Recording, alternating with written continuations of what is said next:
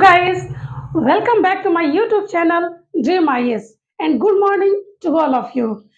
मैं किरण दुबे आप सभी के सामने एक बहुत इम्पोर्टेंट सेशन की आज शुरुआत करने जा रही हूँ, जिसका थंबनेल देखकर आप पहचान गए होंगे कि आज का वीडियो बहुत ज़्यादा इम्पोर्टेंट होने वाला है। क्योंकि जो आज का हमारा सब्जेक्ट है, जो आज का हमारा वीडियो है, वो है कि एमसीक्यू कैसे सॉल्व करें, एमसीक्यू सॉल्व करते समय तुक्केबाजी कैसे करें, जो कि 100% प्रैक्टिकल ऐसा माना गया है।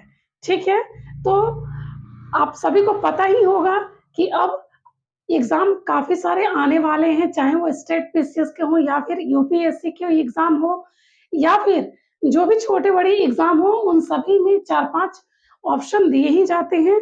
उन सभी में एक सिस्टमैटिक ढंग से एमसीक्यू को किस तरह से सॉल्व करें, आज का जो हमारा सेशन है इसी पे डिपेंड होगा।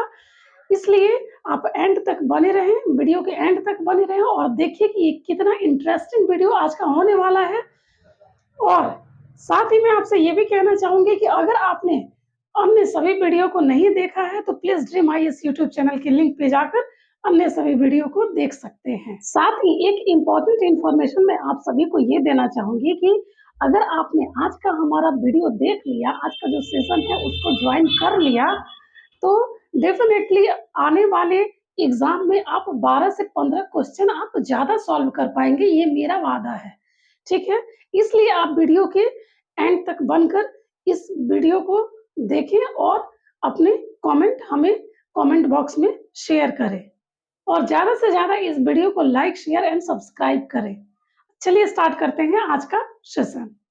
आज के सेशन को स्टार्ट करते समय सबसे पहली बात जो होगी, वो होगी कि आखिर हम एग्ज़ाम में एमसीक्यू सॉल्व करते समय आखिर गलतियाँ कहाँ कर बैठते हैं, कहाँ हमसे ऐसी गलती हो जाती है जिसकी वजह से हम अन्य बच्चों से पीछे हो जाते हैं और हमारे क्वेश्चन कट ऑफ मार्क्स तक नहीं पहुँच पाते हैं। क्योंकि जब तक हम अपनी गलतियों को नहीं जानेंगे, नहीं समझेंगे, तब तक उनसे निजात नहीं पाएँगे और एग्ज़ाम का सिलसिला ऐसे ही चलता रहेगा। तो आइए सबसे जो पहली हमारी गलती है, सबसे पहले हम उन गलतियों को सुधारना स्टार्ट करें। तो सबसे पहले जो गलती है, जो हम लोग करते हैं एग्ज़ाम में या फिर आप लोगों से भी होती होगी, वो है कि हम लोग एक सीक्वेंस को फ़ॉलो करने लगते हैं, ठीक है? सीक्वेंस को फ़ॉलो करने का मतलब है कि सिस्टमैटिक ढंग से, जैसे कि 1 to 100 क्वेश्चन है, तो उसको हम लोग कंटिन्यूअस यानी 1, 2, 3, 4 ऐसे करके क्वेश्चन को टच करना स्टार्ट कर देते हैं। तो सबसे पहली जो हमारी गलती है, जिसको हमें सुधारना है, वो है नेवर फॉलो सीक्वेंस, ठीक है? तो यहाँ सबसे पहली बात कि हमें क्वेश्चन के सीक्वेंस को फ़ॉलो नहीं करना है। कहने का मतलब ये हुआ कि अगर हम एक या फिर कितने बच्चों से ये होती है, ऐसी गलतियाँ हमसे भी हुई हैं, हम लोगों से भी हुई हैं कि हम लोग एग्ज़ाम में एक सीक्वेंस को फ़ॉलो करने लगते हैं। होता है कि नहीं, 1 to 100 क्वेश्चन को ऐसे लेके चलना है ताकि समय भी हमारा बच जाए और सारे क्वेश्चन हम अटेम्प्ट कर पाएँ। लेकिन ये हमारी सबसे बड़ी गलती है। क्यों ये सबसे बड़ी गलती है? इसको समझिए। सबसे पहली बात, अगर मान लीजिए 1 क्वेश्चन है, पहला क्वेश्चन है, दूसरा क्वेश्चन है, तीसरा क्वेश्चन है, इसको आप सीक्वेंस वाइज़ लेके चल रहे हैं, ठीक है? बाय द वे, कभी-कभी एग्ज़ाम में ऐसा होता है और आपने देखा भी होगा, अगर आपने कॉम्पिटिटिव लेवल के एग्ज़ाम को फ़ॉलो किया होगा, तो उसको देखा होगा आपने कि शुरुआत के क्वेश्चन जो हैं वो कठिन लगते हैं, डिफ़िकल्ट लगते हैं, जिसकी वजह से जो बाकी आने वाले हमारे क्वेश्चन होते हैं, जिसको हम अच्छे से सॉल्व कर सकते थे, उसमें भी गड़बड़ियाँ आने के चांसेस बढ़ जाते हैं, ठीक है? तो ये हमारी सबसे बड़ी गलती है कि हम एक सीक्वेंस को एग्ज़ाम में फ़ॉलो करने लगते हैं। साथ ही अगर हम एक सीक्वेंस को फ़ॉलो ना करें, इससे उपाय की जो रणनीति है वो मैं आपके साथ शेयर कर रही हूँ कि अगर सीक्वेंस को फ़ॉलो ना करें, तो जो सब्जेक्ट क्योंकि 5-6 सब्जेक्ट या स 7 सब्जेक्ट तो एग्ज़ाम में पूछे ही जाते हैं, ठीक है? तो उनमें सबसे पहले आप देखें कि जो कौन-सा सब्जेक्ट है, जो कि आपको आसान लगता है। कोई एक सब्जेक्ट तो होगा उतने में जो कि आपकी पसंदीदा सब्जेक्ट होगी। आप सबसे पहले उसको टच करना स्टार्ट करें, ठीक है? ऐसे में ये होगा कि आपका जो आत्मविश्वास होगा, आपका जो खुद पे जो बिलीव होगा, वो बढ़ता जाएगा और आगे जो क्वेश्चन नहीं आने वाले होंगे, उसको भी आप सही तरीके से सॉल्व कर पाएँगे, ठीक है? इसलिए मैंने आपको पहले ही अपनी बात ये बताई कि नेवर फॉलो द सीक्वेंस, ठीक है? अगर आप बहुत तेज़ हैं, तो आप सीक्वेंस को फ़ॉलो कर सकते हैं, बहुत अच्छे से पढ़ाई किए तो आपने आप फ़ॉलो कर सकते हैं, लेकिन 100 में 90 बच्चे ऐसे होते हैं जो कि सीक्वेंस को फ़ॉलो करना पसंद नहीं करते हैं क्योंकि बहुत सारे सब्जेक्ट उसमें आते हैं और जो सबके अपने-अपने सब्जेक्ट पसंदीदा सब्जेक्ट होते हैं। कोई हिस्ट्री पसंद करता है, कोई पॉलिटी पसंद करता है, कोई इकोनॉमिक्स पसंद पसंद करता है, सबकी अलग-अलग अपनी पसंदें हैं, ठीक है? तो अगर अपने फ़ेवरेट सब्जेक्ट सवाल से अगर स्टार्ट करें हम पेपर को, तो काफ़ी हद तक हमसे गलतियाँ कम होंगी और जो हमारा प्रॉफ़िट है, वो काफ़ी हद तक बढ़कर आएगा। अब बात आती है कि आखिर किस तरह से एग्ज़ाम में क्वेश्चन को सॉल्व किया जाए, एमसीक्यू को सॉल्व किया जाए ताकि आसानी से एमसीक्यू सॉल्व भी हो जाए और हमारी गलतियाँ ज़्यादा भी ना हो। तो यहाँ सबसे पहली बात ये होगी कि आपको 3 स्टेप में इस मेथड को फ़ॉलो करना पड़ेगा।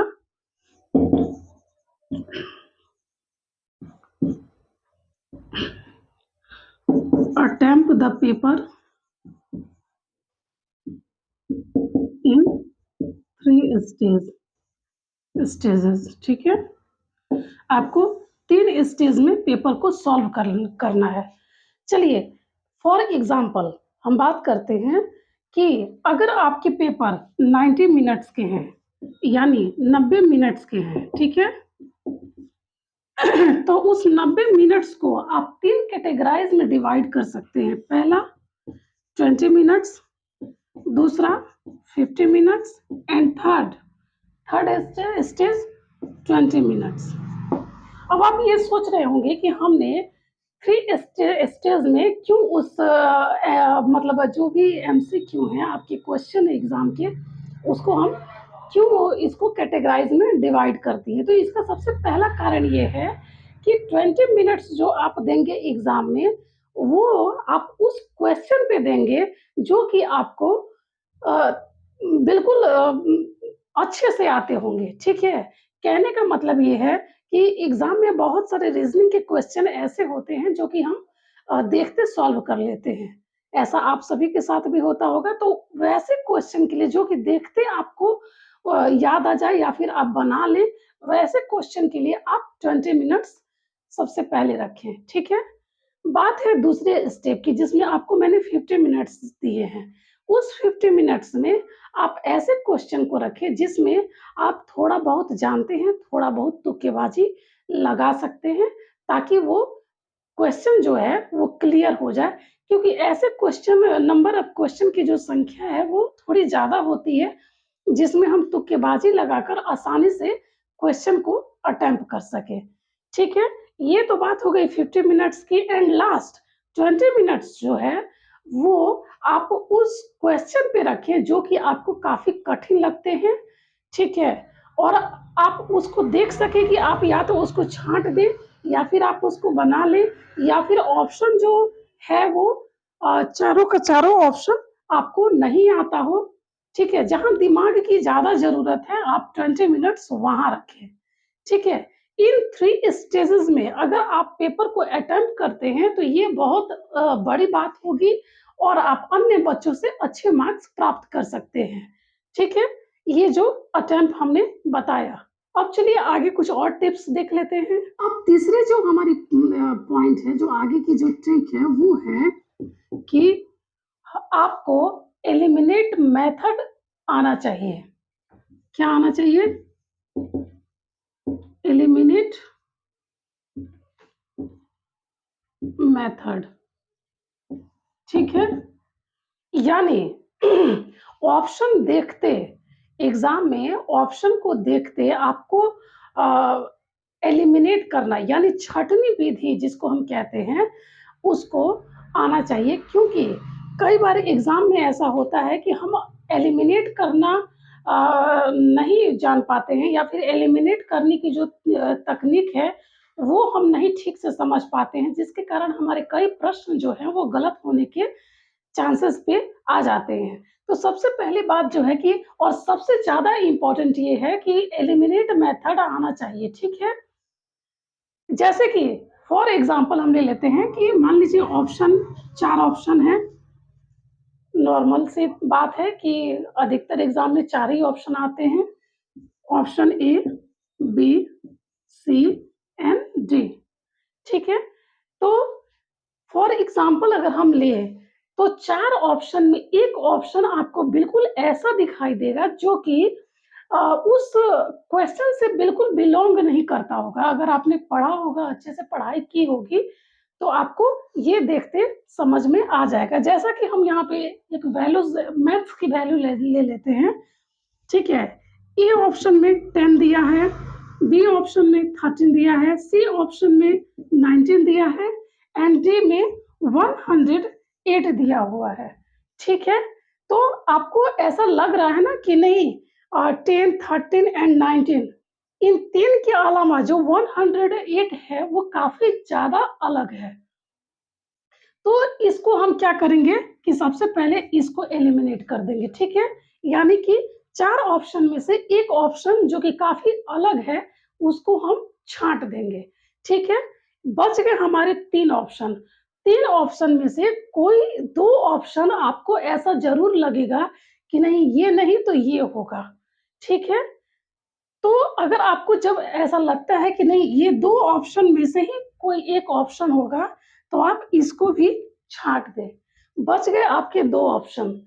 तो आपके पास इतनी हुनर तो ज़रूर होनी चाहिए जो कि बच्चे कॉम्पिटिटिव लेवल के जो एस्पिरेंट्स हैं, उनके पास कि वे इस दोनों में तुक्केबाज़ी अच्छे से कर सकें। तो ये जो हमारा तीसरा एंड सबसे ज़्यादा इम्पोर्टेंट मेथड था एलिमिनेट मेथड, छँटनी विधि, एग्ज़ाम में हमें इस पे बहुत ज़्यादा पकड़ बनानी पड़ेगी क्योंकि अगर ये हमारा स्ट्रॉन्ग रहेगा, तो काफ़ी हद तक हम अपने मार्क्स इम्प्रूव कर सकेंगे। चलिए अब देखते हैं अगला हमारा ट्रिक क्या है। अब जो हमारा चौथा मेथड है वो है ऑल ऑफ द अबव या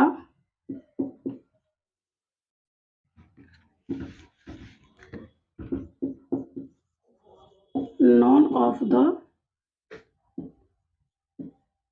अबव।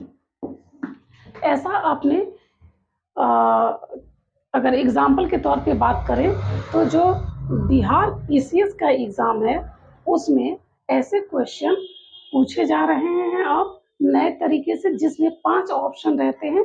4 तो 4 ऑप्शन जो रहते हैं वो सब्जेक्ट से रिलेटेड रहते हैं और जो 5वां ऑप्शन होता है, वो यही होता है या तो ऑल ऑफ द अबव या फिर sorry none of the above, ठीक है? या तो इन सभी में ये सभी होंगे या फिर इनमें से कोई नहीं होगा, ठीक है? ऐसे ऑप्शन होते हैं और ऐसे ऑप्शन में जो 80% होते हैं, आंसर जो होते हैं, वो इसी ऑल ऑफ द अबव या फिर नॉन ऑफ द अबव में छुपे होते हैं, ठीक है? तो जो हमें इसको लेकर कैटेगराइज़ करनी है, इस एमसीक्यू को लेकर एग्ज़ाम में जो कैटेगराइज़ करनी है, ऐसे क्वेश्चन अगर जहाँ आ रहे हैं, वहाँ थोड़ा हमें सोच समझ कर कदम बढ़ाने की ज़रूरत है। क्योंकि यहाँ जो ये 5वां नंबर जो ये ऑप्शन दिया रहता है, ऑल ऑफ द अबव या नॉन ऑफ द अबव, ये काफ़ी हद तक ये फँसाने वाले क्वेश्चन होते हैं, जहाँ दिमाग ये काम करना बंद कर देता है। अगर हम तुक्केबाज़ी नहीं कर पाते हैं, तो उस स्थिति में दिमाग काम करना बंद कर देता है कि बाकी 4 ऑप्शन में से कोई एक सही है या फिर चारों ऑप्शन सही हैं या फिर कोई ऑप्शन सही नहीं है। तो ये जो चौथा नंबर है, इसमें ऐसा रिसर्च के दौरान देखा गया है कि 80% क्वेश्चन के जो आंसर्स होते हैं, वो इन्हीं में छुपे होते हैं, ऑल ऑफ द अबव या फिर नॉन ऑफ द अबव में, ठीक है? तो ये हमारे चौथे नंबर ट्रिक रहे। चलिए देखते हैं कुछ आगे और, जो कि हमारे एग्ज़ाम के पॉइंट ऑफ व्यू से काफ़ी ज़्यादा इम्पोर्टेंट है। पाँचवाँ जो सबसे ज़्यादा इम्पोर्टेंट हमारा ट्रिक है, वो है रिमेंबर द वैल्यू। कहने का मतलब ये है कि हमें एग्ज़ाम के दौरान जो हम एमसीक्यू सॉल्व करते हैं, उसमें जो वैल्यू होते हैं, जो डाटा होते हैं, जो एग्ज़ाम में जिसके आने के चांसेस ज़्यादा रहते हैं, उसको हमें थॉरली याद होने चाहिए, क्योंकि जब तक हमें वैल्यूज़ नहीं याद होंगे, जैसे मैथमेटिक्स में कई प्रकार के वैल्यूज़ पूछे जाते हैं, तो जब तक आपको वैल्यू नहीं याद होंगे, तब तक आप तुक्केबाज़ी नहीं कर सकते हैं। और आपको याद होगा कि जैसा कि मैंने आपको 20 मिनट्स लास्ट में बताया था, उस 20 मिनट्स में जो आप डिफ़िकल्ट क्वेश्चन सॉल्व करते हैं, उसमें वही 20 मिनट्स जो होता है, जिसमें आपको वैल्यूज़ याद होनी चाहिए, जिसमें आप तुक्केबाज़ी सही तरीके से कर सकें, ठीक है? तो वहाँ ये चीज़ बहुत काम आती है। तो सबसे पहली बात ये हो गई कि वन डे एग्ज़ाम अगर आप दे रहे हैं, तो उसमें भी आपको बिल्कुल जो ऑप्शन है, वो बिल्कुल याद होने चाहिए, क्योंकि ये बहुत ज़्यादा ज़रूरी है। Remember the values. जो हमारा अगला और बहुत ज़्यादा इम्पोर्टेंट जो ट्रिक है, वो है स्मार्ट स्टडीज़, ठीक है? कहने का मतलब यहाँ ये है कि स्टडी तो सभी करते हैं, सभी अपना 100% देने की कोशिश करते हैं। लेकिन क्या आपको ऐसा नहीं लगता है कि क्या अगर 100 बच्चे एग्ज़ाम में बैठ रहे हैं, तो उसमें 25 बच्चे ही निकल पाते हैं, 75% बच्चे जो हैं वो छँट जाते हैं। तो उसके लिए सबसे ज़्यादा ज़रूरी है कि एक सिस्टमैटिक प्लान से हम स्टडी को अपने जारी रखें, जो कि हम स्मार्ट स्टडी के नाम से जिसे हम स्मार्ट स्टडीज़ के नाम से जानते हैं, ठीक है? कहने का मतलब ये है कि स्मार्ट स्टडी के अंतर्गत हम क्वेश्चन का प्रैक्टिस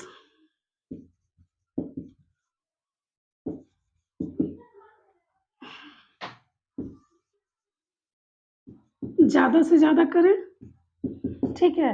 क्योंकि जब तक हम क्वेश्चन का प्रैक्टिस नहीं करेंगे, तब तक हम एग्ज़ाम में एमसीक्यू सही तरीके से और पूरे शांतिपूर्ण तरीके से सॉल्व नहीं कर पाएँगे। दूसरी बात ये है कि प्रीवियस ईयर क्वेश्चन जो है, उसे सॉल्व करना बहुत ज़्यादा ज़रूरी है, क्योंकि प्रीवियस ईयर क्वेश्चन के प्लानिंग से हमें सॉल्व करने से हमें ये पता चलता है कि आगे किस प्रकार से क्वेश्चन पूछे जा सकते हैं, या फिर एग्ज़ामिनर का जो प्रेज़ेंट ऑफ माइंड है, वो आपको पता चलता है, ठीक है? तो सबसे ज़्यादा ज़रूरी यही है कि ज़्यादा से ज़्यादा क्वेश्चन की प्रैक्टिस की जाए। दूसरी बात ये कि प्रीवियस ईयर क्वेश्चन जो है, जिसकी आप तैयारी कर रहे हैं, जिसका आपको एग्ज़ाम देना है, उससे बिलोंग आप प्रीवियस ईयर क्वेश्चन को हमेशा सॉल्व करते रहें, ताकि आपको अपनी वैल्यू का, आपको आपकी पढ़ाई की वैल्यू का पता चल सके, और आपको ये पता हो सके कि आप क्वेश्चन को कितना पकड़ पा रहे हैं, क्वेश्चन को कितना टच कर पा रहे हैं। क्योंकि ये एग्ज़ाम में यही 2 ऑप्शन जो हैं, जैसे प्रैक्टिस जो हमारा हो गया, या फिर प्रीवियस ईयर क्वेश्चन हो गया, ये बहुत ज़्यादा हेल्पफुल हो जाते हैं हमारे एग्ज़ाम को अटेम्प्ट करने में और अच्छे रिज़ल्ट लाने में।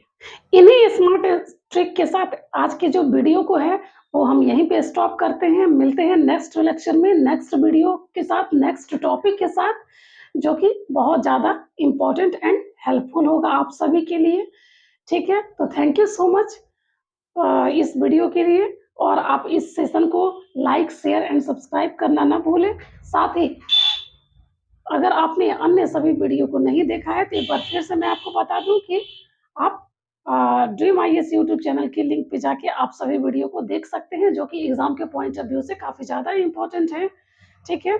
बने रहें ड्रीम आईएएस यूट्यूब चैनल पे। धन्यवाद। तो जब